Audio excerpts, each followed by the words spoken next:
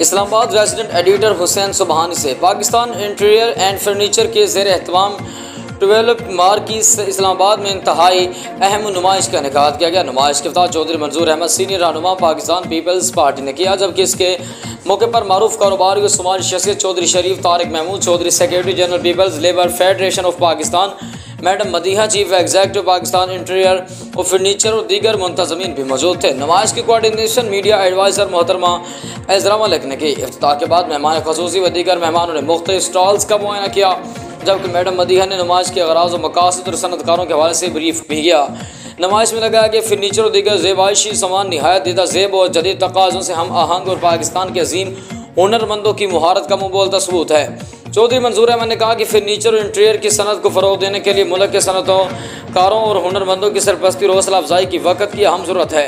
ये सनत मुल्की ज़रूरियात पूरा करने के अलावा कीमती ज़र मुबादला का बायस भी बन सकती है।